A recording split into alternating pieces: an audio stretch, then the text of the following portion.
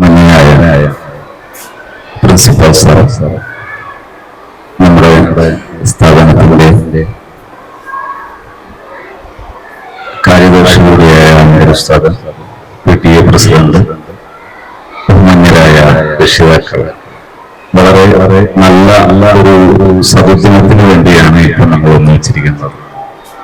Alathur MIT സ്കൂളിലെ high school തലത്തിലുള്ള നമ്മുടെ വിദ്യാർത്ഥികൾ അവരുമായി ബന്ധപ്പെട്ട വിഷയങ്ങൾ, ആനുകാലിക സാഹചര്യങ്ങളെ മുൻനിർത്തിക്കൊണ്ട് ചർച്ച ചെയ്യുകയും കഴിയുന്നതും അതിന്റെ സൊല്യൂഷൻ അഡ്രസ് ചെയ്തുകൊണ്ട് പരിഹാരങ്ങൾ ശ്രദ്ധിച്ചുകൊണ്ട് ഏതാനും സമയം ആവശ്യമാണെങ്കിൽ നിങ്ങൾക്ക് ഇടപെടാവുന്ന രീതിയിലാണ് സംസാരിക്കാൻ ഉദ്ദേശിക്കുന്നത്.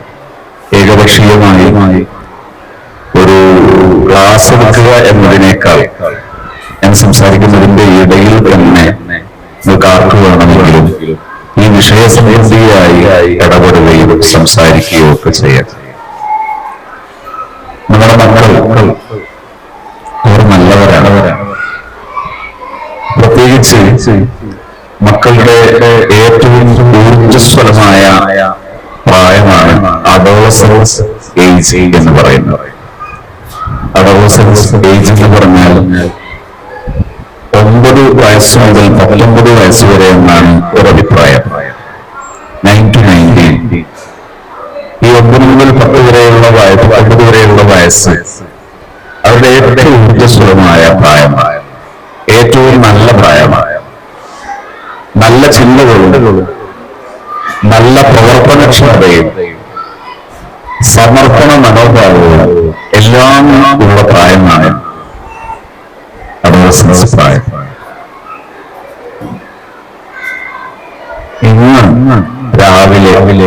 ഇന്നലെ രാത്രിയായിട്ട് ഒരു വിദ്യാഭ്യാസ പ്രവർത്തകനായി ഇടപെട്ടുകൊണ്ടിരിക്കുന്ന ഒരു സുഹൃത്ത്, ഒരു പണ്ഡിതൻ, അദ്ദേഹം എനിക്കൊരു മെസ്സേജ് അയച്ചു, വാട്സപ്പ് മെസ്സേജ്. 10 വയസ്സുള്ള എന്റെ മോൻ, ആ മോന് കുറച്ച് ദിവസങ്ങളായിട്ട് സ്വഭാവത്തിലൊക്കെ ഭയങ്കര വ്യത്യാസം കാണിക്കുന്നു. അതൊക്കെ വല്ലാതെ ദേഷ്യപ്പെടുന്നു, ചിലപ്പോഴൊക്കെ കരഞ്ഞിരിക്കുന്നു. രാവിലെ അദ്ദേഹത്തിന്റെ മെസ്സേജ്, ഞാൻ യാത്ര ചെയ്ത് 3 മണിക്കൂറിലധികമുള്ള യാത്ര, ആ യാത്രക്കിടയിൽ അദ്ദേഹത്തിന്റെ മെസ്സേജ് ഞാൻ വീണ്ടും വായിച്ചു. ആ മെസ്സേജിന്റെ രത്ന ചുരുക്കിയതാണ്: ഇന്ന് രാവിലെ ഞാൻ ഭയങ്കര അസ്വസ്ഥത കാണിക്കുന്നു, ദയവായിട്ട് എനിക്ക് എന്റെ മകനോട് നിങ്ങളൊന്ന് സംസാരിക്കുക. ഞാൻ അയാളെ വിളിച്ചു. അയാളെ വിളിച്ചപ്പോൾ അദ്ദേഹം ഒരുപാട് കാലം ട്രെയിനറായിട്ട് വർക്ക് ചെയ്ത ആളാണ്.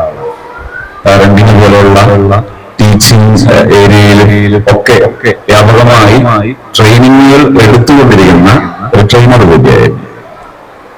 ദീർഘകാലത്തെ പരിശീലന പരിചയം കൊണ്ട് ഈ വിഷയത്തിൽ അദ്ദേഹം ട്രെയിനിങ്ങുകൾ ധാരാളം അറ്റൻഡ് ചെയ്തിട്ടുണ്ട്. പക്ഷെ ഈ മകന്റെ ഈ വിഷയം അഡ്രസ് ചെയ്തപ്പോൾ, അതിനെ അഭിമുഖീകരിക്കേണ്ടി വന്നപ്പോൾ ഭയങ്കര ആശങ്ക.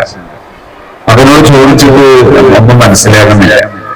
ഇന്ന് രാവിലെയും ചോദിച്ചു, മോനെന്തിനാ കരഞ്ഞത്? അത് ഞാൻ പറഞ്ഞു, എനിക്ക് ചില സമയം ഭയങ്കര ക്ഷീണം അനുഭവപ്പെടുന്നു, അതുകൊണ്ട് കരഞ്ഞതാണ്.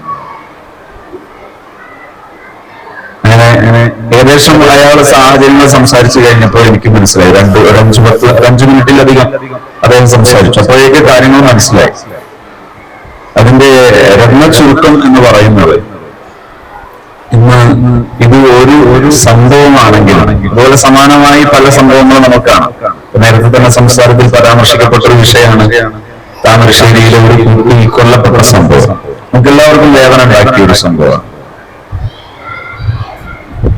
താമരശ്ശേരിയിലെ ഒരു കുട്ടിയാണ് കൊല്ലപ്പെട്ടത്. അവിടെയുള്ള ഏതാനും വിദ്യാർത്ഥികളാണ് അതിൽ പ്രതികളായി കുറ്റം ആരോപിക്കപ്പെടുന്നത്. എന്റെ ഒരു ചോദ്യം, ഇത് ഒരു പ്രദേശത്തെ ഏതാനും ചില വിദ്യാർത്ഥികളിൽ മാത്രം ആണോ ഇന്ന് ഈ പ്രവണത ഉള്ളത്? നമ്മളെല്ലാം കൂടെ വളർന്നുകൊണ്ടിരിക്കുന്ന ഈ പറയപ്പെട്ട അഡോളസൻസ് പീരീഡിലുള്ള മക്കൾക്ക് ഇപ്പോൾ നിലവിൽ ഈ പ്രശ്നം ഉണ്ടോ ഇല്ലേ? കൊല്ലുക എന്ന് പറയുന്നത്, അല്ലെങ്കിൽ കൊല്ലുക എന്ന് പറയുന്നത്, അത് പുറത്ത് കാണുന്ന ഒരു ആക്ഷനാണ്. ഈ ആക്ഷൻ ഉത്ഭവിക്കുന്നത് മൈൻഡിൽ നിന്നാണ്. ഈ ആക്ഷൻ ഉത്ഭവിക്കുന്ന മൈൻഡിൽ നിന്നാണ്.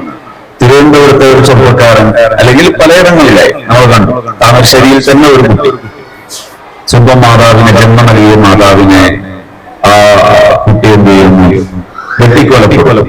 ഞാൻ അത് സംബന്ധമായ ഒരു ഡിസ്കഷൻ എന്റെ യൂട്യൂബ് ചാനലിൽ ഇട്ടപ്പോ ഒരാള് ആ കമന്റിൽ വന്ന് പറഞ്ഞു, ആ കുട്ടിയെ പഠിപ്പിച്ച ആളായിരുന്നു ഞാൻ.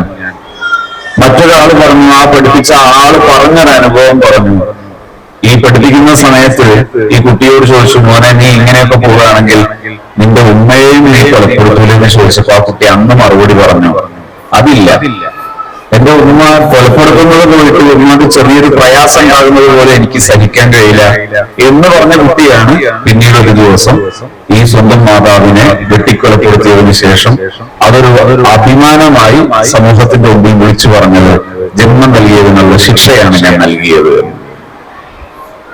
ഇവിടെ എന്റെ ചോദ്യം, അല്ലെങ്കിൽ നമ്മുടെ ചിന്താ വിഷയമായി വരേണ്ടത്, ഇത് നിലവിലുള്ള ഏതെങ്കിലും ഒരു പ്രദേശത്തെ ഏതെങ്കിലും ചില കുട്ടികളുടെ പ്രശ്നമാണോ എന്നതാണ്. കുട്ടികൾ കൊല്ലുന്ന സമയത്ത് എന്താണ് അവരുടെ മൈൻഡിൽ ഉണ്ടാകുന്ന മാനസികാവസ്ഥ, എന്താണ്? ഞാനതൊന്ന് പറയാം. സ്വന്തം മാതാവ് അല്ലെങ്കിൽ പിതാവ് മോനെ നീ പഠിക്കണം എന്ന് പറയുന്ന സമയത്ത് ദേഷ്യപ്പെടുന്ന ഒരു കുട്ടിയാണോ? അല്ലെങ്കിൽ മോനെ നീ ഇന്ന കാര്യം സംസ്കരിക്കൂ, അല്ലെങ്കിൽ പിന്നെ വേറെ ഏതെങ്കിലും അത്തരം കാര്യങ്ങൾ ചെയ്യൂ എന്ന് പറയുന്ന സമയത്ത് ദേഷ്യപ്പെട്ട് പ്രതികരിക്കുന്ന രോഷാകുലയാകുന്ന ഒരു കുട്ടിയാണോ? ഒരു കാര്യം വല്ലതും ചെയ്തു തരൂ എന്ന് പറയുമ്പോ എനിക്കത് കഴിയില്ല എന്ന് ദേഷ്യപ്പെട്ട് പൊട്ടിത്തെറിച്ച് പ്രതികരിക്കുന്ന ഒരു കുട്ടിയാണോ? ആ കുട്ടിക്ക് ആ സമയത്ത് മനസ്സിലുണ്ടാകുന്ന സെയിം ഹോർമോൺസ്, സെയിം എൻസൈമുകൾ തന്നെയാണ് കൊല്ലുന്ന സമയത്ത് ഈ കൊലയാളിയായ കുട്ടിയിലും ഉണ്ടാകുന്നത്. രണ്ടിന്റെയും റിസോഴ്സ് ഒന്നാണ്. എങ്കിൽ നമ്മൾ എവിടെയാണ് മാറേണ്ടത്? നമ്മൾ മാറേണ്ടത് നമ്മുടെ പാരന്റിംഗ് സ്റ്റൈൽ എന്ന് പറയുന്നത് പ്രായാനുസൃതമായി കൊണ്ടുവരാൻ നമുക്ക് കഴിയണം. ഏജ് അപ്രോപ്രിയേറ്റഡ് ആയി പ്രായാനുസൃതമായി നമുക്ക് നമ്മുടെ മക്കളെ സമീപിക്കാൻ കഴിയണം. ഞാൻ ഈ വിഷയം സംസാരിക്കുമ്പോൾ ഏറ്റവും നല്ലത് നിങ്ങൾക്ക് ആർക്കെങ്കിലും ഇത് സംബന്ധമായി ചോദിക്കാനുണ്ടെങ്കിൽ നിങ്ങൾക്ക് ഇപ്പോൾ ഈ സംസാരത്തിനിടയിൽ ചോദിക്കാം. അങ്ങനെ ആവുമ്പോൾ ഈ നല്ല ചൂടുള്ള സമയം, എനിക്ക് തന്നെ ഇരിക്കുന്ന സമയം ചിലപ്പോഴൊക്കെ ഇങ്ങനെ കൂട്ടുകാരുടെയും ഉറപ്പ് പോവുകയും ചെയ്തു. ഞാനിങ്ങനെ ആലോചിച്ചു, നിങ്ങൾ ഒരുപാട് വീട്ടുജോലികളൊക്കെ ചെയ്തു ഇനി ചെയ്യാനുള്ള മനസ്സോടെ ഇരിക്കുമ്പോൾ സ്വാഭാവികമായി ആ കൂട്ടുകാരുടെ എണ്ണം കൂടാം. അങ്ങനെ ആലോചിച്ചു. അതുകൊണ്ട് ഞാൻ ഇടയ്ക്ക് പറയാണ്, നിങ്ങൾക്ക് എപ്പോൾ വേണമെങ്കിലും എന്റെ സംസാരം അവസാനിച്ചിട്ടൊരു ക്വസ്റ്റ്യൻ ആൻസർ സെഷൻ ഉണ്ട് എന്ന് പറയുന്നില്ല, ഇപ്പോൾ തന്നെ നിങ്ങൾക്ക് അതിനുള്ള സെഷനാണ്. എന്റെ അവതരണം അങ്ങനെ തുടരും. ചോദിച്ചാൽ ഇല്ലെങ്കിലും ഞാൻ ആ വിഷയം പറഞ്ഞ് അവസാനിപ്പിക്കും. എന്താണ് സത്യത്തിൽ ഇതിന് മരുന്നെന്ന് ഞാനൊരു ആൻസർ പറയും. ഈ ആൻസർ പറയുമ്പോൾ നിങ്ങൾ തൽക്കാലം പ്രകോപിതരാകാൻ പറ്റുമെങ്കിൽ പ്രകോപിതരാകണം. എന്താണ്?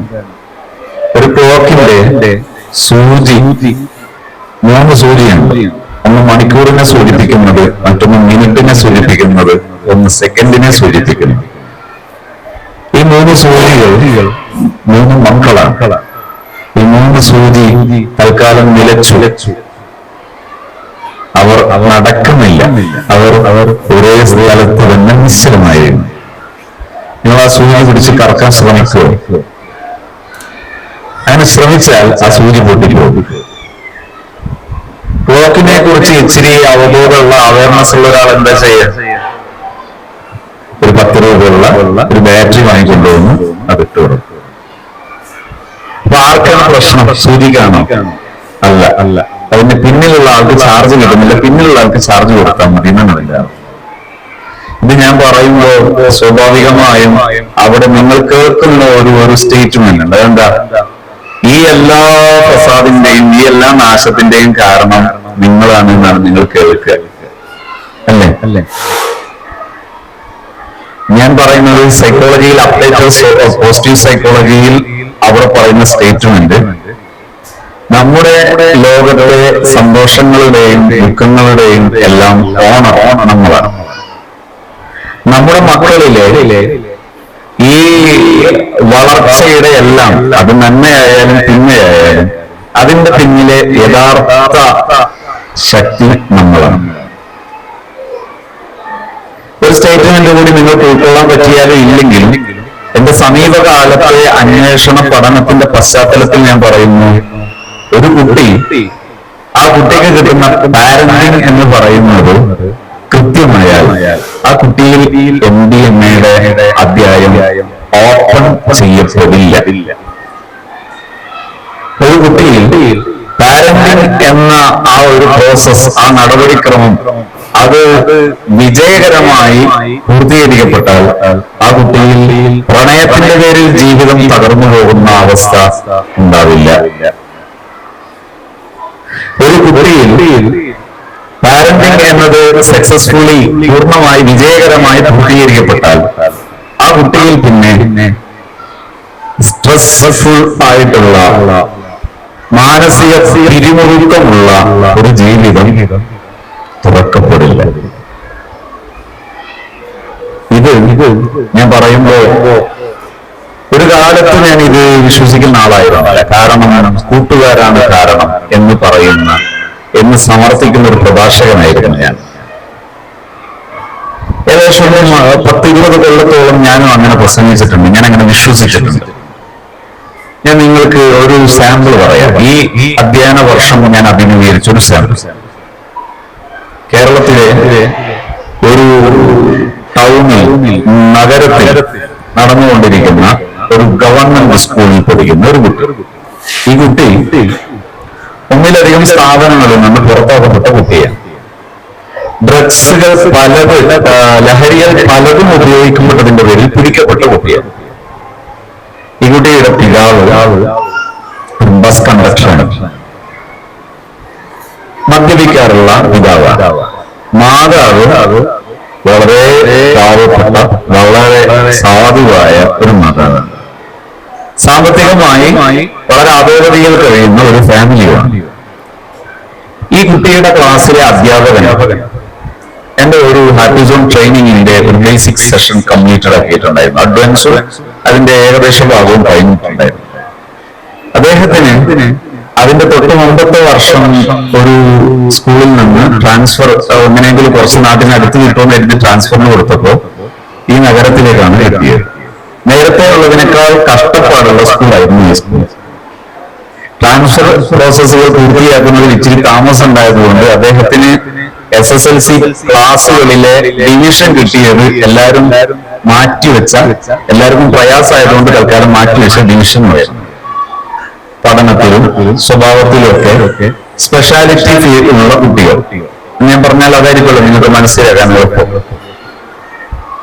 പക്ഷേ അദ്ദേഹം വിജയിച്ചു. ഏകദേശം ചെറിയൊരു കാലയളവ് കൊണ്ട് അദ്ദേഹം വിജയിച്ചു. അദ്ദേഹം എന്നോട് പറഞ്ഞൊരു ദിവസം കൈ പിടിച്ച് നീക്കിയിട്ട് പറഞ്ഞു, ഭയങ്കര സന്തോഷമുണ്ട്. എന്താ, ഇപ്പൊ പഠനത്തിൽ ഇത്രയും ബാക്ക്വേർഡ്നെസ് ഉള്ള എന്റെ ആ ഡിവിഷനിലെ എല്ലാ കുട്ടികളും ഈ പരീക്ഷ കഴിഞ്ഞപ്പോ മാത്തമാറ്റിക്സിൽ നല്ല മാർക്ക് വാങ്ങുകയും എന്റെ ക്ലാസ്സിൽ നല്ല അച്ചടക്കം പുലർത്തുകയും ഏറെക്കുറെ മറ്റ് സബ്ജക്ട് ക്ലാസ്സുകളിലും അവരുടെ വിഷയങ്ങളിൽ ഇടപെടാൻ പറ്റുന്ന വിധം ഞാൻ വിജയിച്ചു എന്ന് അദ്ദേഹം എന്നോട് പറഞ്ഞു. ആ മനുഷ്യൻ എന്നോട്, ആ അധ്യാപകൻ എന്നോട് പറഞ്ഞു, ഞാൻ ഒരു കേസ് നിങ്ങളടുത്ത് റെക്കമെൻഡ് ചെയ്യണം. അത് കുറച്ച് സിവിയർ ആണ്, വളരെ പ്രയാസകരമാണ്. എന്താ, ഞാനിപ്പോ സൂചിപ്പിച്ച കേസ്. അവരെ എന്റെ ഹാപ്പി സോൺ സെന്ററിൽ വന്നു. ഫാമിലി, പിതാവ്, മാതാവ്, കുട്ടി. ഞാൻ 3 പേരെയും പേഴ്സണലായി, എന്റെ സഹപ്രവർത്തകർ, അവര് 3 പേരെ എന്ത് ചെയ്തു, പേഴ്സണലായി ലിസൺ ചെയ്തു, അവരെ കേട്ടു, അവരുടെ പ്രശ്നങ്ങളെല്ലാം കേട്ടു. അവർക്ക് കൊടുക്കേണ്ട നിർദ്ദേശങ്ങൾ 2-3 ഘട്ടങ്ങളായി കൊടുത്തു. 1ാമത്തെ ദിവസം അവർ വന്നു. പിരിയുന്ന സമയത്ത് ഈ കുട്ടി 1ാമത്തെ സിറ്റിംഗ് ഒരു റൗണ്ട് പൂർത്തിയായിട്ട് ഈ കുട്ടി രക്ഷിതാക്കളോട് പ്രകോപിതനായിട്ട് പറഞ്ഞു, അങ്ങനത്തെ കാണിച്ചു തരാം, നിങ്ങൾ എന്റെ പ്രശ്നം തീർക്കാൻ കൊണ്ടുവന്നാണല്ലേ. അപ്പൊ ഇവർക്ക് പേടിയായി. അവരെന്നോട് ചോദിച്ചു, ഇങ്ങനെയൊക്കെ പറയുന്നുണ്ടല്ലോ, എന്താ ചെയ്യാ? ഞാൻ പറഞ്ഞു, നിങ്ങൾ ഭയപ്പെടാതിരിക്കലാണ് 1ാമത്തെ പരിഹാരം. നിങ്ങൾ വളരെ ഫേമായി അവരോട് സംസാരിക്കുക. ദേഷ്യപ്പെടാതിരിക്കുക, ഭയപ്പെടാതിരിക്കുക, പ്രകോപിതരാകാതിരിക്കുക. അവനെ അവമതിക്കുന്ന, ഇൻസൾട്ട് ചെയ്യുന്ന ഒരു അക്ഷരമോ ഒരു ആംഗ്യമോ നിങ്ങൾ ചെയ്യരുത്. നിങ്ങൾക്ക് അർഹതപ്പെട്ടതല്ല. പിതാവായതുകൊണ്ട് മാതാവായതുകൊണ്ട് മക്കളെ നിസ്സാരപ്പെടുത്താം എന്നില്ല. മക്കളോട് അനാവശ്യം പറയാം, അസഭ്യം പറയാം, അങ്ങനെ ഒരു മതമോ അങ്ങനെ ഒരു മനഃശാസ്ത്രമോ ഇല്ല. അമാന്യമായി സഭ്യതരമായി മക്കളോട് സംസാരിക്കാൻ ഒരു രക്ഷിതാവിനും ഒരു മനഃശാസ്ത്രമോ അല്ലെ ഒരു പ്രത്യയശാസ്ത്രമോ അല്ലെ ഒരു മതമോ അനുവദിക്കുന്നില്ല. അതുകൊണ്ട് നിങ്ങളും നിങ്ങളുടെ മകനോട് ഒരിക്കലും മോശമായി സംവദിക്കരുത്. പിന്നെ എങ്ങനെ സംവദിക്കണം? വളരെ ഡീസന്റ് ആയിട്ട് ഏതൊക്കെ വാക്ക് എപ്പോഴൊക്കെ പറയണം എന്നുള്ളത് അവരെ പറഞ്ഞ് പഠിപ്പിച്ചു. അവർക്ക് ഭയങ്കര ആശങ്ക. കാരണം ഇപ്പൊ തന്നെ ഞാൻ പറഞ്ഞതാണ്, ഞാൻ കാണിച്ചു തരാം. 3 ദിവസം കൊണ്ട് അവരുടെ റിപ്ലൈ വന്നു, ഡെയിലി റിപ്ലൈ വരണം. അപ്പോ 3ാമത്തെ ദിവസം അവർ പറഞ്ഞു ഇപ്പോൾ ശാന്താണ്, ഒരു പ്രശ്നമില്ല, അവന് ഇങ്ങോട്ട് വന്ന് സംസാരിക്കാൻ തുടങ്ങി. അവൻ വന്ന് സംസാരിച്ചു എന്ന് മാത്രമല്ല, ഏകദേശം നമ്മുടെ മോഡൽ എക്സാം സ്റ്റാർട്ട് ചെയ്യും, SSLCയിലെ മോഡൽ എക്സാം സ്റ്റാർട്ട് ചെയ്യുന്ന സമയമാകുമ്പോഴേക്ക് അവൻ വിഷയങ്ങൾ നന്നായി പഠിക്കാൻ തുടങ്ങി. പഠിച്ച് പരീക്ഷയ്ക്ക് പോകാൻ തുടങ്ങി. അതിനിടയ്ക്ക് ഒരു ഇൻസിഡന്റ്, ഒരു സംഭവം ഉണ്ടാവും. എന്താ അറിയോ? ഇവനെ ക്ലാസ്സിൽ നിന്ന് പുറത്താക്കപ്പെട്ടു. എന്തിനാ പുറത്താക്കുന്നറിയോ? ഇവൻ കൃത്യസമയത്ത് ക്ലാസ്സിനെത്തി. കൃത്യസമയത്തല്ല, ഇച്ചിരി മുമ്പ് ക്ലാസ്സിൽ. അങ്ങനെ ക്ലാസ്സിന്റെ ടൈമായിട്ട് ടീച്ചർ ക്ലാസ്സിലേക്ക് എത്തിയില്ല. ഇവൻ മൂത്രമൊഴിക്കാൻ നോക്കണം. ടീച്ചർ ക്ലാസ്സിൽ എത്താത്തത് കൊണ്ട് ഇവൻ എന്ത് ചെയ്തു? മൂത്രമൊഴിക്കാൻ വേണ്ടി പുറത്തേക്ക് പോയി. ഇവന്റെ പ്രാഥമിക ആവശ്യങ്ങൾ കഴിഞ്ഞ് തിരിച്ചു വരുമ്പോൾ പുതുതായ ഒരു കുട്ടി കൂടി ക്ലാസ്സിലേക്ക് വരുന്നു, ഇവനും വരുന്നു. യാദൃശ്ചികമായി രണ്ടാളും ഈ ക്ലാസ് എൻട്രൻസിൽ വന്നിക്കുന്നു. വേറെ ബഹളം വെക്കുകയോ അല്ലെങ്കിൽ എന്തെങ്കിലും കാണിക്കുകയോ ഒന്നും ചെയ്തിട്ടില്ല. പക്ഷെ എന്ത് ചെയ്തു? ഈ ടീച്ചർക്ക് ഈ കുട്ടിയെ കുറിച്ച് അറിയാവുന്ന ഒരു മുൻധാരണയാണ്. അതെന്താ? ഡ്രഗ്സ് ഉപയോഗിച്ച കുട്ടി, ഡ്രഗ്സ് ഉപയോഗിച്ചതിന്റെ സിമ്പലായിട്ട് പല്ല് നോക്കിയാൽ പല്ലിൽ വരെ അതിന്റെ കറകളും അതിന്റെ ഷേപ്പ് മാറ്റങ്ങളും വന്ന കുട്ടി. പിന്നെ അങ്ങനെ തുടങ്ങിയിട്ടുള്ള മുൻധാരണ, നേരത്തെ അറിയാവുന്ന ചില മുൻധാരണകൾ. ആ മുൻധാരണയുടെ പേരിൽ ഈ കുട്ടിയെ കുറിച്ച് ടീച്ചർ കംപ്ലൈന്റ് ചെയ്യുന്നു. ഹെഡ് മാസ്റ്റർ ഉടനെ നടപടിയെടുക്കുന്നു, വീട്ടിൽ അറിയിക്കുന്നു, ഇനി ഈ കുട്ടിയെ ഇങ്ങോട്ട് അയക്കേണ്ടതില്ല. ഇവനോട് കാരണം ചോദിക്കാനോ എന്തുകൊണ്ടാണ് നീ ഇങ്ങനെ ഒരു വികൃതി കളിച്ചതെന്ന് ചോദിക്കാൻ പോലോ സന്മനസ് കാണിക്കാതെ അവന് പുറത്തു. വീട്ടിലെത്തിയപ്പോ ഇവർ സത്യസന്ധമായി ഉണ്ടായ വിവരങ്ങൾ പറഞ്ഞു. മാതാവിനെ നന്നെ ബോധിച്ചു. കാരണം എന്താ? ഇപ്പൊ ആള് ശാന്തമാണ്. നേരത്തെ പ്രകോപിതനായി മാത്രം സംസാരിക്കാറുള്ള, സ്വന്തം മാതാവിനോട് വരെ വളരെ അസഭ്യം സംസാരിക്കാറുള്ള അങ്ങനെ ഒരു മോൻ ഇപ്പോൾ കൃത്യമായി നല്ല മാന്യമായി സംസാരിക്കുന്നു, സമയം ഉപയോഗിച്ച് പഠിക്കുന്നു. അങ്ങനെ ആയാൽ ആ മാതാവിനെ എത്രയും പെട്ടെന്ന് മനസ്സിലാകും എന്റെ മോന്റെ സംസാരം. പക്ഷേ ഈ മകന്റെ ഭാഗം പറയാൻ വല്ല വകുപ്പുണ്ടോ? ഇല്ല. ഗതകാല ചരിത്രം ഈ കുട്ടിക്ക് എതിരാണ്. അതുകൊണ്ട് കുട്ടിക്ക് വേണ്ടി 2 വാക്ക് പറയാൻ ഈ മാതാവ് അശക്തയാണ്. മാതാവ് എന്നെ വിളിക്കും, ഈ സങ്കടം പറയും. സത്യത്തിൽ അവിടെ നടന്നത് ഇല്ലീഗൽ പ്രോസസ്സാണ്. ആരുടെ ഭാഗത്ത് നിന്ന്?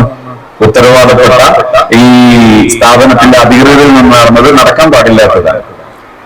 അപ്പോ അവരെ ആകെ എഡ്യൂക്കേറ്റ് ചെയ്യാൻ പറ്റില്ല. കാരണം അവർക്ക് ഇതിന് കുഴപ്പമുണ്ടാവും.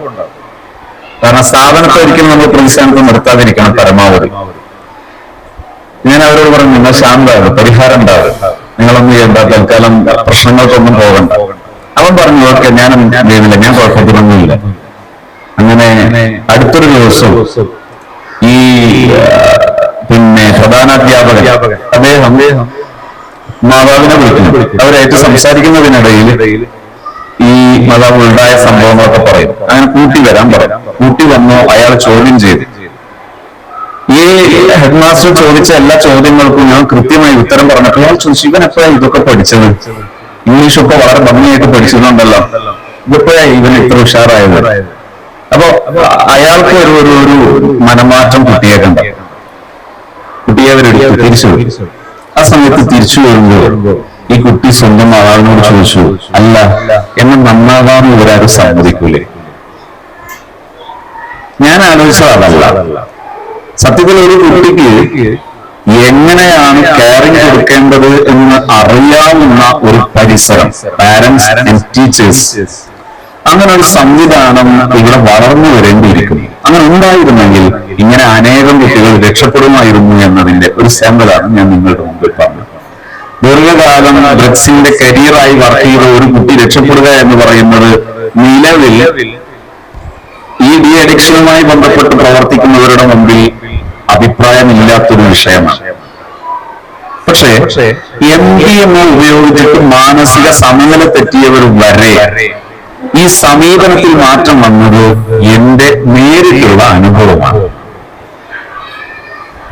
ഈ അനുഭവത്തിന്റെ പിൻബലത്തിൽ എനിക്ക് പറയാതിരിക്കാൻ എന്റെ നാവ് സമ്മതിക്കാത്തൊരു സ്റ്റേറ്റ്മെന്റാണ് ഈ ഡ്രഗ്സിന് അടിമപ്പെടുന്നതിൽ പ്രതികൾ ഈ കുട്ടികളാണ് എന്ന് പറയുന്നത്. അനിയന്ത്രിതമായി എന്റെ നാവിൽ നിന്ന് വരുന്നൊരു സ്റ്റേറ്റ്മെന്റാണ് നമുക്ക് പാരന്റിങ് അറിയാമെങ്കിൽ നമ്മുടെ മക്കളെ ഇത്തരം പശ്ചാത്തലങ്ങളിൽ നിന്ന് നമുക്ക് മോചിപ്പിച്ചെടുക്കാം. പക്ഷേ നമ്മളതിന് എന്ത് വേണം? ഒരു പരിശീലനം ആവശ്യമാണ്. ഒരു പരിശീലനം നമുക്ക് ആവശ്യമാണ്. ഞാൻ ഓർക്കുകയാണ്, നമ്മളൊരു ട്രെയിനേഴ്സ് ട്രെയിനിങ്ങിന്റെ ഒരു വിങ് പൂർത്തീകരിച്ചപ്പോ എന്റെ കുറ്റ്യാടി ഭാഗത്ത് സജീവമായി ഈ ഫീൽഡിൽ കൂടി വർക്ക് ചെയ്യുന്ന ഒരു പീഡിയാട്രിസ്റ്റ് ഡോക്ടർ ഉണ്ടായിരുന്നു. അദ്ദേഹം ആ സർട്ടിഫിക്കേഷൻ സെറമണിയിൽ വെച്ച് അദ്ദേഹം പറഞ്ഞു, എത്ര വലിയ IAS കാരനാണെങ്കിലും അഥവാ എത്ര വലിയ എഡ്യൂക്കേറ്റഡ് ആണെങ്കിലും പാരന്റിങ് എന്ന് പറയുന്ന സബ്ജക്ട് അങ്ങനെ തന്നെ പരിശീലിക്കുന്നില്ലെങ്കിൽ നാം നമ്മുടെ കുടുംബ ജീവിതത്തിൽ മക്കളെ പരിപാലിക്കുന്നതിൽ അഥവാ പാരന്റിങ്ങിൽ നാം അടിപതറും. അടി തെറ്റിയാൽ ആനയും വീഴും. എത്ര വലിയ വിദ്യാഭ്യാസമുള്ള ആളാണെങ്കിൽ തന്നെയും ഈ വിഷയം പരിശീലിക്കേണ്ടിയിരിക്കുന്നു. ഞാൻ ഓർക്കുകയാണ്, ഒരിക്കലും ഇന്റർനാഷണൽ സ്റ്റാറ്റസിലുള്ള ഒരു സ്കൂളിൽ വെച്ച് ഒരു 9 വയസ്സുള്ള പെൺകുട്ടി സൂയിസൈഡ് ടെൻഡൻസി കാണിക്കുന്നതാണ്. ആ സ്കൂളിലെ അഡ്മിനിസ്ട്രേറ്റീവ് ഓഫീസർ ഉൾപ്പെടെയുള്ള നിരവധി പേര് ഈ കുട്ടിയെ അഡ്രസ് ചെയ്യുന്നു, ഈ കുട്ടിയെ അഭിമുഖീകരിക്കുന്നു. ഈ പ്രശ്നങ്ങൾ ഓരോ മണിക്കൂർ തോറും സങ്കീർണമാകുക. ആ സമയത്തായിരുന്നു ഞാൻ അതിൽ ഇടപെടുന്നത്. അപ്പൊ അദ്ദേഹം എന്നെ വിളിച്ചു, ഈ വിഷയം പറഞ്ഞപ്പോ ഞാൻ അവരോട് ചോദിച്ചു, ഇതിന്റെ പാരന്റ് ആരാണ്? ഇന്ത്യയിലെ തന്നെ അറിയപ്പെട്ട ഒരു ആശുപത്രിയിലെ കാർഡിയാക് സ്പെഷ്യലിസ്റ്റ് ആണ്, വളരെ സീനിയർ ആയിട്ടുള്ള ആളാണ് ഈ കുട്ടിയുടെ പിതാവ്, ഒരു ഹരിയാന സ്വദേശിയാണ്. അപ്പോ ഞാൻ അവരോട് പറഞ്ഞു, ആ പിതാവും മാതാവും രണ്ടുപേരും എത്രയും പെട്ടെന്ന് ഈ കുട്ടിയുടെ അടുക്കൽ എത്തണം. ഇത്ര സിറ്റിങ്ങുകൾ ഇന്ന കണ്ടന്റിൽ ഈ കുട്ടിക്ക് നിങ്ങൾ നൽകണം. ഓരോ സിറ്റിങ്ങിലും ഇന്ന ലെവലിൽ ഇന്നതാണ് കുട്ടിക്ക് നൽകേണ്ടത്. അത് നൽകിയാൽ ഈ കുട്ടിയെ നിങ്ങൾക്ക് പെട്ടെന്ന് കരകയറ്റിയെടുക്കാം. അല്ലെങ്കിൽ നിങ്ങൾ ചെയ്യുന്ന എല്ലാ സൊല്യൂഷനും വിപരീത ഫലം ചെയ്യും. 1-2 സൊല്യൂഷൻ ചെയ്തപ്പോൾ വിപരീത ഫലം ചെയ്തു എന്ന് മാത്രമല്ല, കുട്ടിയെ അങ്ങാടിയിൽ നിന്ന് കൂട്ടിക്കൊണ്ടുവന്നു. ഹിന്ദി മാത്രം അറിയുന്ന, ഇംഗ്ലീഷ് മാത്രം അറിയുന്ന ഒരു കുട്ടിയെ ഒരു കേരളീയ പശ്ചാത്തലത്തിലുള്ള ഒരു ഗ്രാമത്തിലേക്ക് അല്ലെങ്കിൽ ഒരു റോഡിലേക്ക് ഇറങ്ങുന്ന ഒരു സാഹചര്യം ഒന്ന് ആലോചിച്ചു നോക്ക്. അപ്പോ പിന്നീട് അത് രക്ഷപ്പെട്ടു. ഞാൻ പറഞ്ഞു വന്നത്, പാരന്റിങ് എന്ന് പറയുന്നത് പരിശീലിക്കപ്പെടേണ്ട ഒരു സ്കില്ലാണ്, കേവലം നോളേജ് മാത്രമല്ല. നോളേജുകൾക്ക് വലിയ പ്രശസ്തിയില്ല. ഇത് പറയുമ്പോൾ പല സ്റ്റേറ്റ്മെന്റുകളും പെട്ടെന്ന് തെറ്റിദ്ധരിക്കപ്പെടാവുന്നതാണ്. എന്ന് പറഞ്ഞാൽ, ഞാനിപ്പോ സംസാരിച്ചതിൽ നിന്ന് ചില രക്ഷിതാക്കൾക്ക് മനസ്സിലാവുക, മക്കളോട് എന്ത് പറഞ്ഞാലും അവരെ അനുസരിച്ചിരിക്കണം എന്ന് വിശ്വസിക്കുന്നവരുണ്ടാവും. തെറ്റാണ്. എന്ത് പറഞ്ഞാലും അനുസരിക്കുന്ന രക്ഷിതാക്കളോട് ഒരു കുട്ടിക്ക് അറപ്പാണ് ഉണ്ടാവുക. അറപ്പ് എന്ന് പറയാൻ മനസ്സിലാവില്ല, ഭയങ്കര ഒരുതരം ഇറിറ്റേഷൻ, അസഹനീയതയാണ് ഉണ്ടാവുക. എന്ത് പറഞ്ഞാലും അനുസരിക്കുന്ന ഒരു രക്ഷിതാവ്, അയാൾ എത്ര വലിയ DGP ആയാലും, അയാൾ എത്ര വലിയ IPS ഓ IFS ഓ IAS ഓ എന്ത് തന്നെ തസ്തികയിലുള്ള ആളാണെങ്കിലും ആ ആളോട് സ്വന്തം കുട്ടിക്ക് ഒരു തരം ഇറിറ്റേഷൻ, കണ്ടാൽ വെറുപ്പ് തോന്നുന്ന മാനസികാവസ്ഥ ഉണ്ടാകും. അതാണ് അതിന്റെ സൈക്കോളജിക്കലായിട്ടുള്ള റിയാക്ഷൻ. കുട്ടികൾ പറയുന്നത് അപ്പടി അനുസരിക്കുക എന്ന് പറയുന്നത് ഒരു പാരന്റിങ്ങിന്റെ സ്വഭാവമല്ല. പക്ഷെ അവിടെ തെറ്റിദ്ധാരണയുണ്ട്. ചിലരൊക്കെ ഈ വകയിൽ, ഞാൻ ഈ പറയുന്ന കാര്യത്തെ ചിലർ പറയാൻ എങ്ങനെയാണെന്നറിയാം.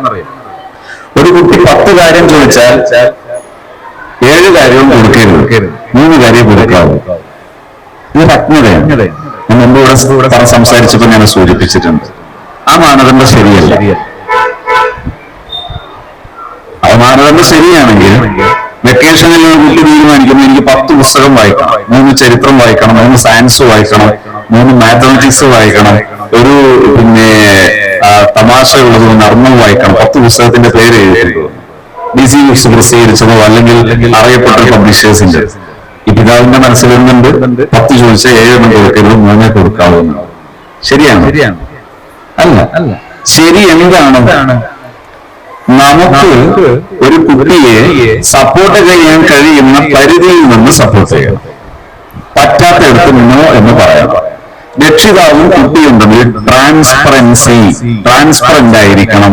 കണക്ഷൻ, ബന്ധം തെളിഞ്ഞതായിരിക്കണം. ഒരു തെളിഞ്ഞ വെള്ളമുണ്ടെങ്കിൽ ആ വെള്ളത്തിന്റെ അടിഭാഗത്ത് എന്ത് കിടക്കുന്നു എന്നത് മേലെ നിന്ന് നോക്കിയാൽ കാണാം. ഇതുപോലെ എന്റെ മാതാവ്, എന്റെ പിതാവ് ആരാണ്, അയാളുടെ സ്വഭാവം എന്താണ് എന്ന് ഒരു കുട്ടിക്ക് അത്രയും കൃത്യമായി അറിയാം. ഇങ്ങനെ ട്രാൻസ്പെറന്റ് ആയിരിക്കണം. നമ്മുടെ സാമ്പത്തിക സ്ഥിതി ഉൾപ്പെടെ നമുക്ക് കുട്ടികളോട് തുറന്ന് സംസാരിക്കാം. പ്രത്യേകിച്ച് 9 വയസ്സിന് മേൽപോട്ട് കുട്ടികൾ വരുമ്പോൾ കുട്ടികൾക്ക് പ്രായാനുസൃതമായ ഉത്തരവാദിത്തങ്ങൾ ചോയ്സുകളായിട്ട്, ഞാൻ അതിന് പറയാറുള്ള ഒരു പ്രയോഗമുണ്ട്, AB ചോയ്സുകളായിട്ടെന്ന് പറഞ്ഞാൽ വീട്ടിൽ മക്കൾക്ക് ജോലികൾ നൽകുന്ന സമയത്ത് പറയുന്ന മോനെ അല്ലെങ്കിൽ മോളെ, ഇവിടെ ഇത്രയും റെസ്പോൺസിബിലിറ്റികൾ എന്തൊക്കെയാ? വീട് അടിച്ചു വാരുക, തുടക്കുക, മണ്ണാമ്പല തട്ടുക, അതുപോലെ കുറെ ചോയ്സുകളായ കുറെ അവസരങ്ങളുണ്ട്. ഇതിൽ നീ ഏത് ചെയ്യുന്നു? നിനക്ക് ഇഷ്ടമുള്ള ഏതെങ്കിലും ഒന്ന് നിനക്ക് സെലക്ട് ചെയ്യാം. എനിക്ക് ചെയ്യാവുന്നത് ഞാനും ചെയ്യും. അങ്ങനെ പറയാം. ഇങ്ങനെ പറയുമ്പോൾ ഒരു കുട്ടി പറയുന്നു ഞാൻ ഒന്നും സെലക്ട് ചെയ്യുന്നില്ല എന്ന് പറയും. അപ്പൊ പ്രകോപിതരാകാതിരിക്കുക. നെക്സ്റ്റ് ഒരു 2 ദിവസം കഴിഞ്ഞിട്ട് അടുത്തത് വീണ്ടും ചോദിക്കാം. അങ്ങനെ 3 തവണ ചെയ്തിട്ടും ഒരു കുട്ടി എപ്പോഴും പറയുന്നത് ഞാൻ ഒന്നിനും ഓക്കെ അല്ല എന്നാണ് പറയുന്നത്.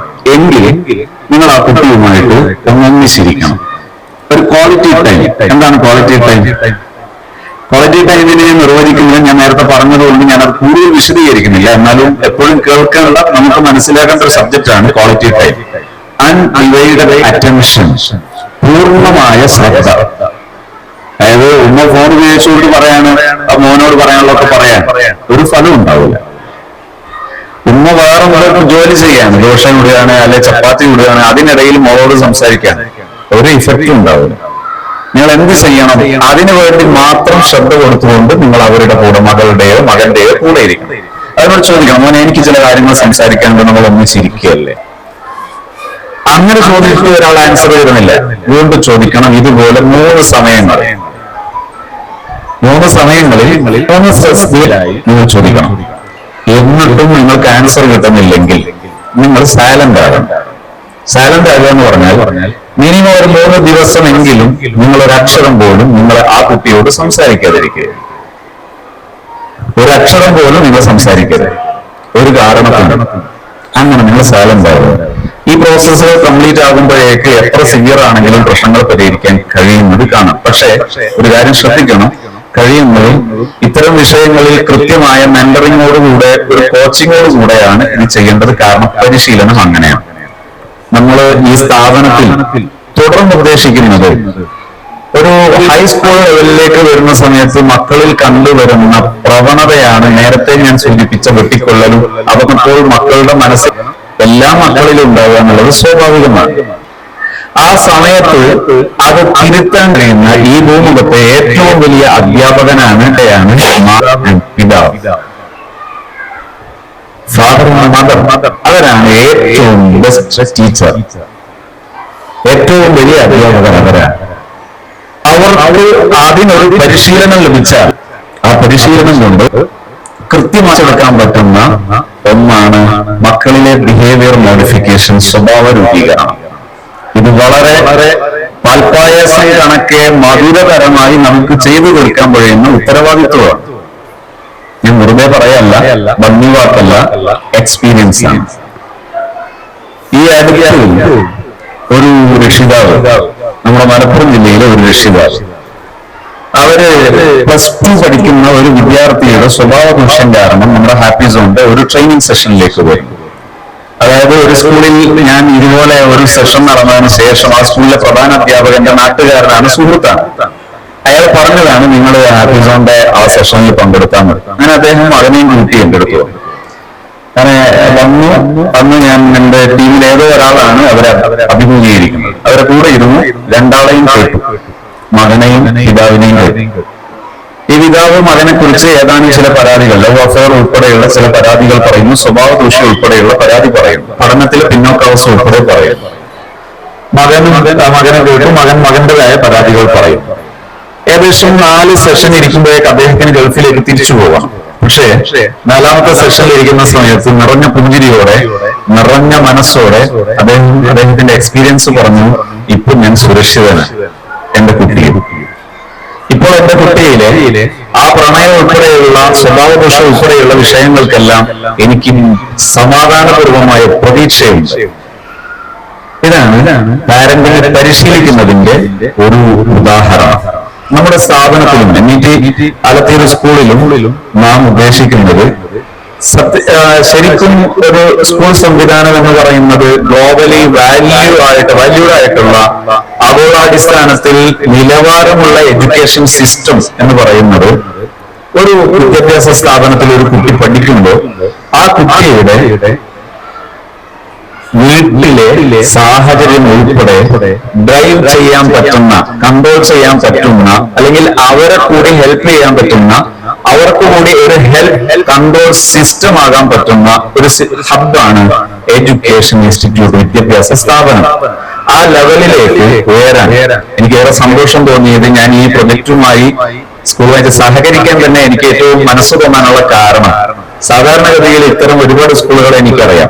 ഞാൻ 12-ലധികം വർഷം 2000-വും അതിലേറെയും കുട്ടികൾ പഠിക്കുന്ന സ്കൂളുകളിൽ മാനേജിംഗ് പൊസിഷനിൽ വർക്ക് ചെയ്ത എക്സ്പീരിയൻസ് എനിക്കുണ്ട്. കേരളത്തിലെ IIME പോലെയുള്ള സിസ്റ്റത്തിന് അണ്ടറിലായി നടക്കുന്ന പിന്നെ നൂറുകണക്കിന് സ്കൂളുകൾ എനിക്കറിയാം. അവിടെ ഒന്നും കാണാത്ത ഒരു ഫ്ലെക്സിബിലിറ്റി ഈ സ്കൂൾ ടീമിൽ നിലവിൽ ഞാൻ കണ്ടു. അവരെന്നെ വന്ന് സംസാരിച്ചപ്പോഴും ഒരു വളരാനും സമൂഹത്തിലെ ഉന്നത നിലവാരം പുലർത്താനുള്ള ഒരു സദാസന്നദ്ധത, അതാണ് ഒരാളുടെ ഏറ്റവും വലിയ ക്വാളിറ്റി. ഒരു ഇൻസ്റ്റിറ്റ്യൂട്ട് ഉയരാനുള്ള ഏറ്റവും പ്രധാനപ്പെട്ട കണ്ടീഷൻ അതാണ്. അത് കണ്ടതുകൊണ്ട് തന്നെ ഏകദേശം 3/4 കോടി രൂപയോളം ചെലവിട്ട് ഞാൻ ഡെവലപ്പ് ചെയ്ത ഒരു കരിക്കുലം സിസ്റ്റം, ആ കരിക്കുലം സിസ്റ്റം ഇംപ്ലിമെന്റേഷൻ ചെയ്യുന്നതിന്റെ ഭാഗമായി ഈ സ്ഥാപനവുമായി കൊളാബറേറ്റ് ചെയ്യാൻ ഞാൻ തീരുമാനിക്കാനുണ്ടായ ഒരു കാരണം അതാണ്. ഞാൻ നിങ്ങളോട് പറയുന്നത്, ഈ ഹൈസ്കൂൾ തലത്തിൽ നമ്മൾ നേരിടുന്ന വിഷയങ്ങൾക്ക് പ്രാക്ടിക്കലി പരിശീലനം നേടാൻ എന്ന് പറഞ്ഞാൽ ഒരു കുട്ടിയുടെ പ്രശ്നം പറയുമ്പോൾ ഞാനിപ്പോ പറഞ്ഞതുപോലെ പറഞ്ഞു തിരികെ എളുപ്പമാണ്. പകരം നിങ്ങളുടെ കുട്ടിയുടെ ആ പ്രശ്നം തീരുന്നത് വരെ കണ്ടിന്യൂ പ്രോസസ്സായിട്ട് തുടർച്ചയായുള്ള നടപടിയായി മുന്നോട്ട് പോവുകയും ആ പരിഹാരം കണ്ട് മുന്നോട്ട് പോവുകയും ചെയ്യുന്ന ഒരു സിസ്റ്റം, അതാണ് ട്രെയിനിങ് സിസ്റ്റം കൊണ്ട് നമ്മൾ ഉദ്ദേശിക്കുന്നത്. അതിന് താല്പര്യമുള്ളവർക്ക് അതിൽ ജോയിൻ ചെയ്യാൻ പറ്റുന്ന രീതിയിൽ ഗ്രൂപ്പുകളും അതിനാവശ്യമായ പരിശീലനങ്ങളും ഡിസൈൻ ചെയ്തുകൊണ്ട് ഹൈസ്കൂൾ തലത്തിൽ നമ്മുടെ കുട്ടികൾ തിരിയുമ്പോഴേക്ക് അവരുടെ സ്കില്ലുകൾ എന്താണ്, സയൻസ് ഏരിയയിലാണോ, കൊമേഴ്സ് ഏരിയയിലാണോ, അല്ലെങ്കിൽ ഹ്യൂമാനിറ്റീസ് ഏരിയയിലാണോ അവരുടെ മികവ്, അവർക്ക് തുടർന്ന് ഏതൊക്കെ കോഴ്സുകളിലേക്ക് പോകാം, ജോബ് ഏരിയകളിലേക്ക് ഏതിലേക്കൊക്കെ പോകാം, അതുപോലെ ഒരു എന്റർപ്രണറായിട്ട് അല്ലെങ്കിൽ ഒരു സംരംഭകനായിട്ട് പോകണോ, അങ്ങനെ ഏതൊക്കെ മേഖലയിലേക്ക് പോകാനുള്ള സ്കില്ലുകളുണ്ട്. ഇത്തരം വിഷയങ്ങൾ ഈ ഹൈസ്കൂൾ തലത്തിൽ തന്നെ തിരിച്ചറിയാനും അവിടുന്ന് അങ്ങോട്ട് അതിനാവശ്യമായ ഡയറക്ഷനുകൾ നൽകാൻ പറ്റും വിധം ഒരു തുടരെയുള്ള കണ്ടിന്യൂ പ്രോസസ്, തുടരെയുള്ള നടപടിക്രമങ്ങളായി ഡിസൈൻ ചെയ്ത ഒരു എഡ്യൂക്കേഷൻ തിയറികൾ ഇതിന്റെ മുന്നിലുണ്ട്. അതിൽ നിങ്ങളൊക്കെ അതിന്റെ ഭാഗവാക്കാകുന്നത് സ്ഥാപനം സന്തോഷത്തോടുകൂടി കാണുന്നു എന്നാണ് ഞാൻ വിശ്വസിക്കുന്നത്.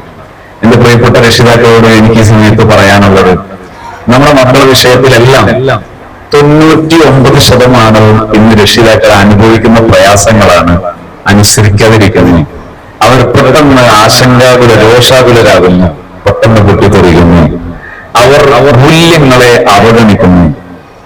ഇതല്ലാത്തൊരു കൂട്ടരുണ്ട്. എന്താണ്? അവൻ കൊണ്ട് പ്രശ്നമൊന്നുമില്ല, പക്ഷെ ഒന്നിനും ഉണ്ടാകില്ല, ചലിക്കാൻ ഒന്നിനും ഉണ്ടാകില്ല. അതും പ്രശ്നമാണ്. അത് പ്രശ്നമാണെന്ന് മാത്രമല്ല, സൈക്കോളജിയിൽ അത് ചില സമയങ്ങളിൽ ഭീകരമായ പ്രശ്നമാണ്. സിറ്റി വർക്കി അദ്ദേഹത്തിന്റെ ഹാൻഡ് വിത്ത് കെയറിൽ ഒരു അവതരിപ്പിക്കുന്നത് കാണാം. ജർമ്മനിയിൽ 1960-ലാണെന്ന് തോന്നുന്നു. പിന്നെ ഹിറ്റ്ലറുടെ തീർവാഴ്ച നടന്നിട്ട് 30 വർഷം കഴിഞ്ഞതിന് ശേഷം ഒരു ചെറുപ്പക്കാരനെ ഒരു വലിയ കേസിൽ പിടിക്കപ്പെടും. 100-ലധികം കൊലക്കേസുകൾ, വധശ്രമം, അതുപോലെ നിരവധി കൊലക്കേസുകൾ തന്നെ അതിസങ്കീർണമായ കൊലകൾ. കൊല്ലുന്നത് ഇരുട്ടുമുറികളിലും വനാന്തരങ്ങളിലും കൊണ്ടുപോയി ശരീരങ്ങൾ വലിഞ്ഞു കെട്ടി ശരീരത്തിലെ ആന്തരിക ഭാഗങ്ങളും മുറിച്ചെടുത്ത് അതിക്രൂരമായ കൊലകൾ. ഈ പ്രതിയെ പിടിക്കപ്പെട്ടപ്പോ ജർമ്മനിയിൽ മുഴുവനും ചർച്ചാ വിഷയമായി. എന്താ കാരണം? ഈ ചെറുപ്പക്കാരൻ നല്ല വിദ്യാസമ്പന്നനാണ്, നല്ല സൽസ്വഭാവിയാണ്, സുമുഖനാണ്, കാണാൻ നല്ല സുന്ദരനാണ്. ഇങ്ങനെ ഇത്രയും നല്ല വിശേഷണങ്ങളുള്ള ഈ ചെറുപ്പക്കാരൻ എന്തുകൊണ്ടാണ് ഇത്തരം കേസിൽ പിടിക്കപ്പെട്ടത്, അല്ലെങ്കിൽ കേസിൽ പ്രതിയായത്, ഇത്തരം കുറ്റകൃത്യങ്ങൾക്ക് കാരണക്കാരനായത് എന്തുകൊണ്ട് എന്നത് വലിയ ചർച്ചാ വിഷയം. അന്നത്തെ അമേരിക്കൻ സൈക്കോളജിസ്റ്റുകളാണെന്നാണ് എന്റെ ഓർമ്മ. അവർ പഠനം നടത്താൻ തയ്യാറായി. ജയിലിൽ വന്ന് ഇദ്ദേഹവുമായി എഴുത്തുകുത്ത് നടപടികളിലൂടെ നിരവധി ആശയവിനിമയങ്ങൾ നടന്നു. നിരന്തരം പഠനം നടന്നപ്പോ ഒടുവിൽ അവർ കണ്ടെത്തിയ ഒരു വിവരമുണ്ടായിരുന്നു. ഇദ്ദേഹം 30 കൊല്ലം മുമ്പ് ജർമ്മനിയിൽ ഹിറ്റ്ലറുടെ യുദ്ധം നടക്കുന്ന സമയത്ത് ഒരു ഹിറ്റ്ലറുടെ പട്ടാളക്കാരിൽ നിന്ന് ഒരാളാൽ ജന്മം നൽകിയതായിരുന്നു ഈ മനുഷ്യൻ. മാതാവ് സ്വന്തം ഭർത്താവല്ലാത്ത ഒരാളിലുണ്ടായ കുഞ്ഞായതുകൊണ്ട് ആശുപത്രിയിൽ ഇട്ടേച്ചുപോയി. ആശുപത്രിയിലെ നേഴ്സുമാർ അവരുടെ ജോലി തിരക്കുകൾക്കിടയിൽ ഇദ്ദേഹത്തെ എടുത്തു വളർത്തി. ചെറിയ കുഞ്ഞുനാളിൽ തന്നെ പ്രാഥമിക ആവശ്യങ്ങൾ പോലും അതിരൂക്ഷമായ ഭാഷയിൽ ഇൻസ്ട്രക്ഷൻ കിട്ടി വളർന്നു. രൂക്ഷമായ ഭാഷയിൽ നിർദ്ദേശം കിട്ടി വളർന്നു. ഒരു കുട്ടിക്ക് ഏറ്റവും താങ്ങാൻ കഴിയുന്നതിനേക്കാൾ വലുതാണ് രൂക്ഷമായ ഭാഷയിലുള്ള പദപ്രയോഗങ്ങൾ. ശ്രദ്ധിക്കണം. രൂക്ഷമായ ഭാഷയിലുള്ള പദപ്രയോഗങ്ങൾ ഒരു കുട്ടിക്ക് താങ്ങാനാവുന്നതിനേക്കാൾ എത്രയോ മേലെയാണ്. അത് കഴിഞ്ഞ് ആ കുട്ടി ഇച്ചിരി കൂടി മൂത്തപ്പോ അറവുശാല ജോലിക്കാരായ ഒരു ഫാമിലി ഈ കുട്ടിയെ ദത്തെടുത്തു. അവരുടെ അറവുശാല വൃത്തിയാക്കാനും മറ്റുമൊക്കെ ഈ കുട്ടിയെ ഉപയോഗിച്ചു. വല്ലപ്പോഴും വൃത്തിയാക്കിയത് പൂർണ്ണമായിട്ടില്ലെങ്കിൽ വെട്ടുകത്തി ഉപയോഗിച്ച് എറിയുകയും മുറിക്കുകയും ചെയ്യുന്ന പ്രവണത വരെ ശിക്ഷയായി ഈ കുട്ടി അനുഭവിച്ചു. പലപ്പോഴും അവർ പുറത്തു പോകുമ്പോൾ ഇരുട്ടുമുറിയിൽ ചങ്ങലക്കും കയറുകൊണ്ടും ബന്ധിച്ചിട്ടിടുന്ന സ്വഭാവമുണ്ടായി. പിന്നീട് ഈ കുട്ടിയെ ഒരു റെസിഡൻഷ്യൽ ഇൻസ്റ്റിറ്റ്യൂട്ടിൽ ചേർത്തു. ആ സ്ഥാപനത്തിൽ വെച്ചും ഈ കുട്ടി ലൈംഗികമായി അബ്യൂസ്ഡായി, ലൈംഗികമായി ദുരുപയോഗം ചെയ്യപ്പെട്ടു. ഇതെല്ലാം ഈ കുട്ടി മറക്കാൻ ശ്രമിച്ചു. കാരണം ആരോട് പറയാനാണ്?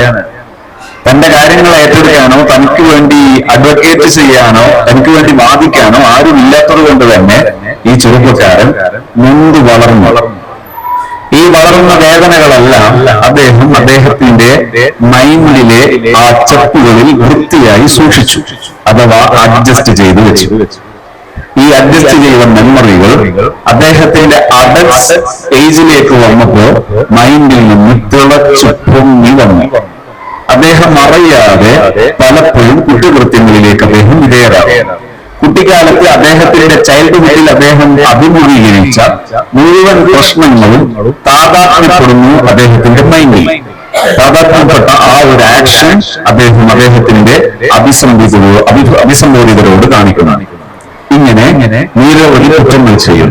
അദ്ദേഹം പിടിക്കപ്പെടുന്നു. ഇതാണ് അദ്ദേഹത്തിന്റെ ജീവിതത്തെ കുറിച്ച് അവർ അന്ന് അനലൈസ് ചെയ്തു വെച്ച വിവരം. ഇവിടെ ഒരു കാര്യം സത്യമാണ്. നമ്മുടെ മക്കൾ അവർ അസത്യം പറയുന്നുണ്ടെങ്കിൽ, സഭ്യതരമായി പ്രവർത്തിക്കുന്നുണ്ടെങ്കിൽ അതിലെ യഥാർത്ഥ പ്രതികൾ നമ്മളാണെന്ന് നമ്മൾ അറിയുന്നില്ല. നമ്മളായിരുന്നു ആ സ്റ്റേറ്റ്മെന്റുകൾ സർവ്വതും വരച്ചു വെക്കുന്നത് അറിയുന്നില്ല. എന്തുകൊണ്ടാണ്? നിങ്ങളുടെ മകനോട് രാവിലെ രൂക്ഷമായ ഭാഷയിൽ ഒരു കമന്റ് നടത്തുന്നു. എന്താ നിനക്ക് അങ്ങനെ ചെയ്താൽ? രൂക്ഷമായ ഭാഷയിൽ നിങ്ങൾ ഒരു ഇത് പൊട്ടിക്കുന്നു, നിങ്ങൾ ഷൗട്ട് ചെയ്യുന്നു.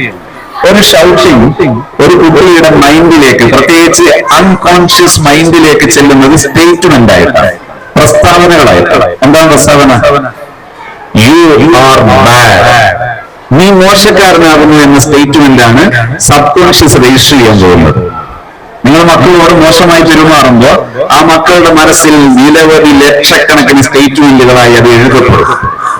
ഈ എഴുതപ്പെടുന്ന സ്റ്റേറ്റ്മെന്റുകൾക്ക് ജീവിതത്തിൽ വൃത്തം വരക്കലാണ് അദ്ദേഹത്തിന്റെ ജീവിതം. ആ സ്ക്രിപ്റ്റുകൾക്കനുസരിച്ച്, ആ തിരക്കഥകൾക്കനുസരിച്ച് അഭിനയിക്കലാണ് ഇനി ആ കുട്ടിയുടെ റിയൽ ലൈഫ്. ആരാണ് ഈ കുട്ടിയുടെ മനസ്സിൽ ഈ ചിത്രം വരച്ചത്?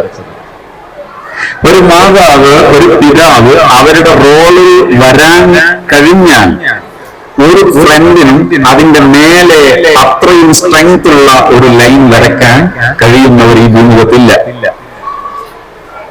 പറയുന്നത് നിങ്ങൾ ഒന്നുകൂടി കേൾക്കണം. ഒരു മാതാവ്, ആ മാതാവ് വരയ്ക്കുന്ന ഒരു ലൈൻ കറക്റ്റ് ആണെങ്കിൽ അതിന്റെ മേലെ ലൈൻ വരയ്ക്കാൻ പറ്റുന്ന ഒരു ഫ്രണ്ട്ഷിപ്പും ഈ ഭൂമുഖത്ത്, ഈ ആകാശത്തിന് ചുവട്ടിൽ ഇന്ന് രൂപപ്പെട്ടിട്ടില്ല. ഒരു ഡ്രഗ്സിനും ഒരു മാതാവ് വരയ്ക്കുന്ന വരയേക്കാൾ സ്ട്രെങ്ത് ഉള്ള, അത്രയും പവറുള്ള ഒരു വര വരയ്ക്കാൻ, മനുഷ്യ മനസ്സിൽ വര വരയ്ക്കാൻ ശേഷി നിലവിലുണ്ടായിട്ടില്ല. ഇത് ചരിത്രപരമായ സത്യമാണ്. ഇതൊരു ജീവിത യാഥാർത്ഥ്യത്തിലേക്ക് വരുമ്പോ ഒരു പരമസത്യമാണ്. ഈ സത്യമാണ് നമുക്ക് ഉൾക്കൊള്ളാനും പ്രയോഗവൽക്കരിക്കാനും ഉള്ളത്. പരിശുദ്ധ റമദാനിന്റെ വളരെ പവിത്രമായ രണ്ടാമത്തെ പത്തിലേക്ക് കടന്നിരിക്കുകയാണ് നമ്മൾ. ഈ സമയങ്ങളിൽ നമുക്ക് ചെയ്യാൻ കഴിയുന്ന ഏറ്റവും വലിയ ഒരു സുഹൃതമാണ് നിങ്ങൾ നിസ്കരിക്കണം, നോമ്പ് നോക്കണം, ഹജ്ജ് ചെയ്യണം, സക്കാത്ത് കൊടുക്കണം, അത്തരം കാര്യങ്ങൾ ഒരുപാട് ചെയ്യാനുണ്ട്. അതെല്ലാം ചെയ്യുമ്പോഴും അതിന്റെ പരിണിത ഫലം നമ്മളിൽ നിൽക്കുന്നു. അതേസമയം പാരന്റിംഗ് എന്ന് പറയുന്നത് പിഴച്ചാൽ അതിന്റെ പരിണിത ഫലം ചെന്ന് നിൽക്കുന്നത് നമ്മളിലോ നമ്മുടെ കുട്ടിയിലോ മാത്രമല്ല. സംവാസനയെത്തുന്ന കുട്ടികൾ, ആ കുട്ടികളുടെ പാരന്റിങ്ങിന് പിഴക്കുമ്പോൾ ആ പാരന്റിങ് മാത്രമല്ല അതിന്റെ ദുരിതം അനുഭവിക്കുന്നത്. ഒരു ഷഹബാസിൽ അത് ഒതുങ്ങുന്നുണ്ട് എന്ന് നമ്മൾ കരുതുന്നുണ്ടോ? ഇല്ല. 1000 ഷഹബാസുമാരിലേക്ക് അതിന്റെ പകർപ്പുകൾ പകർത്തി എഴുതപ്പെടുന്നുണ്ട്, നമ്മൾ അറിയാതെ. നിരവധി ആശങ്കകൾ കേരളീയ അന്തരീക്ഷത്തിൽ മാത്രമല്ല, ഈ വാർത്ത പരന്നുകൊണ്ടിരിക്കുന്ന സർവാന്തരീക്ഷങ്ങളിൽ അത് പുക പടർത്തിക്കൊണ്ടേയിരിക്കുന്നുണ്ട്. അതുകൊണ്ട് ഒരു പാരന്റിങ്ങിൽ കേൾക്കുന്നത് ബാധകമാണ്. ഒരു പാരന്റിങ് നിർവഹിക്കുന്നത് സർവാത്മന ചെയ്യുന്ന വലിയ ഒരു സുഹൃതമാണ്. അതിൽ കേൾക്കുന്ന ഓരോ ചുവടും മഹാഭീകരമാണ്.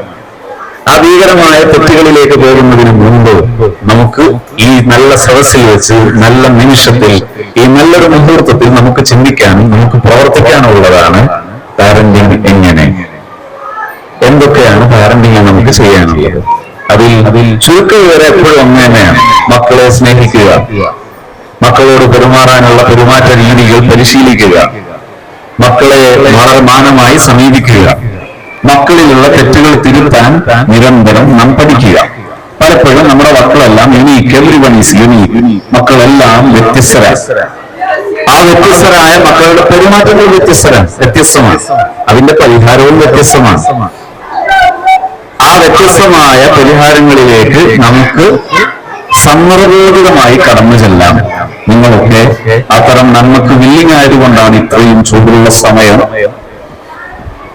കാലിയായ വയറുമായി എല്ലാ അർത്ഥത്തിലുള്ള സന്നദ്ധതയോടെ നിങ്ങൾ ഈ വിദ്യാലയത്തിന്റെ ഈ ഒരു ഹാളിൽ ഇത്ര സുമനസ്സോടുകൂടെ സംഗമിച്ചത് എന്നൊരു വലിയൊരു സ്വപ്നമാണ്. നിങ്ങളെ നിറഞ്ഞ മനസ്സോടെ അഭിനന്ദിക്കാൻ ഞാൻ ഈ സമയം ഉപയോഗിക്കുകയാണ്. ഇൻഷാ അല്ലാഹ് എനിക്ക് നിങ്ങളോട് സൂചിപ്പിക്കാനുള്ളതിന്റെ, ഇത്രയും സംസാരിച്ചതിന്റെ ഒരു ഷോർട്ട് വേർഡ്സ് ഇങ്ങനെ പറയാം. നമ്മുടെ വിദ്യാഭ്യാസ സ്ഥാപനത്തിലെ ഹൈസ്കൂൾ തലത്തിലേക്ക് നടന്നുകൊണ്ടിരിക്കുന്ന വിദ്യാർത്ഥികൾ അവർ സ്വഭാവത്തിലും പഠനത്തിലും അതുപോലെ ഭാവി ജീവിതത്തിലുമെല്ലാം വളരെ ഉയർന്ന നിലവാരം പുലർത്തേണ്ടവരാണ്.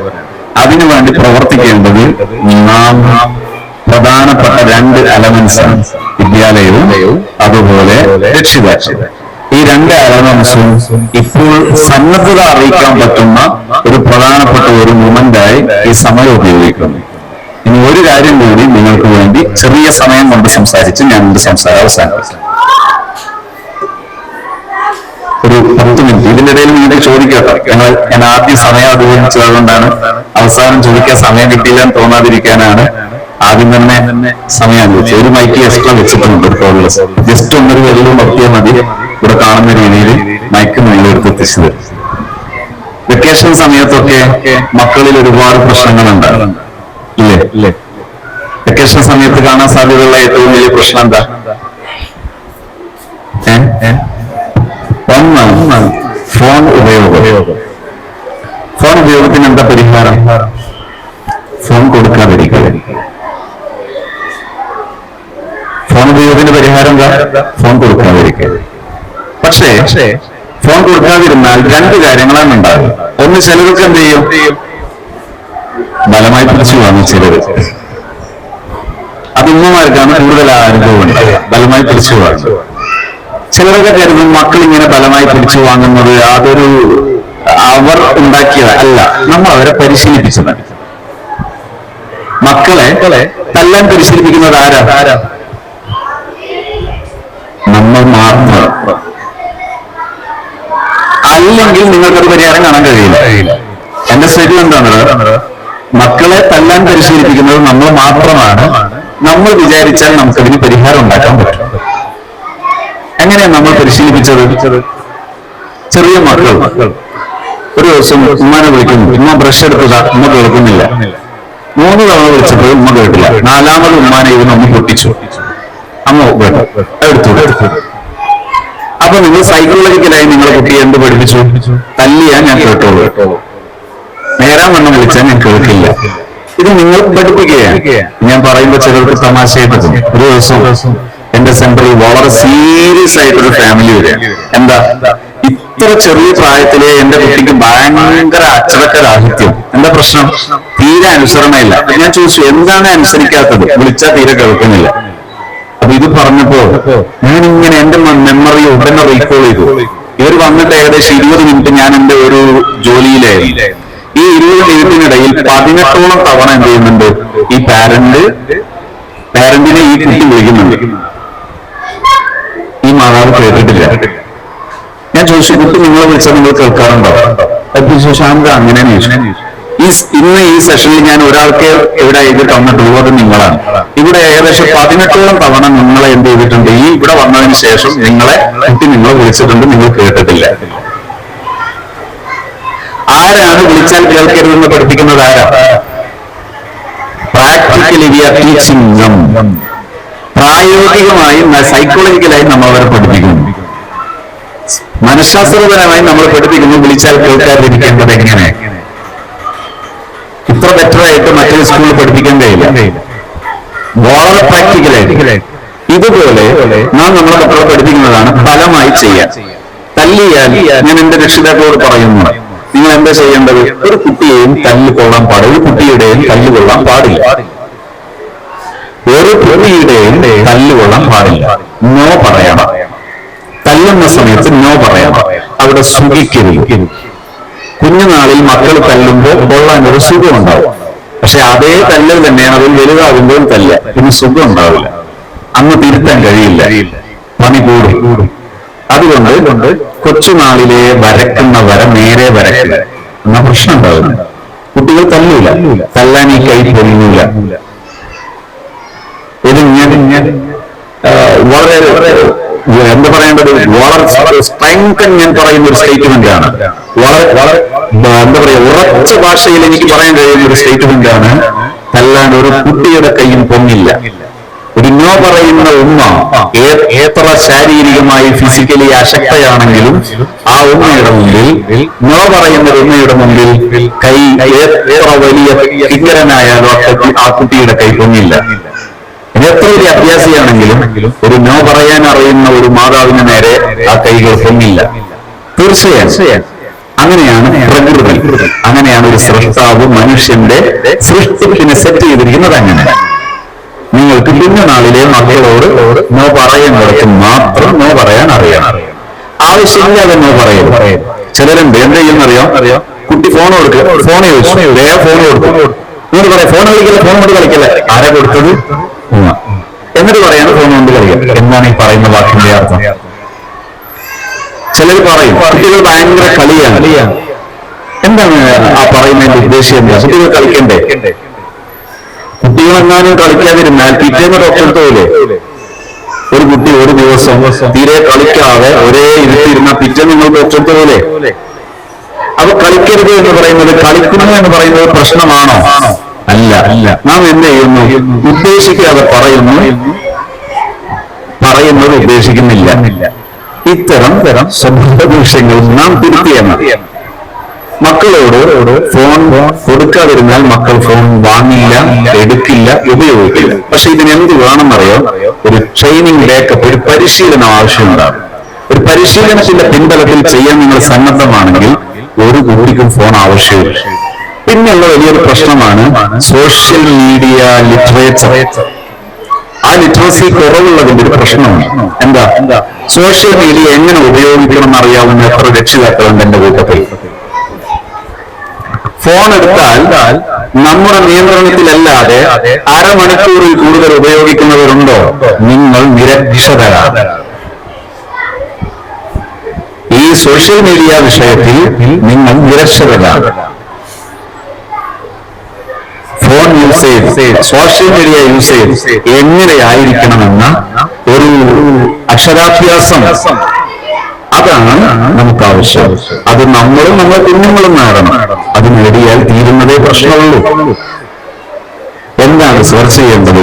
എവിടെയാണ് സെർച്ച് ചെയ്യേണ്ടത്?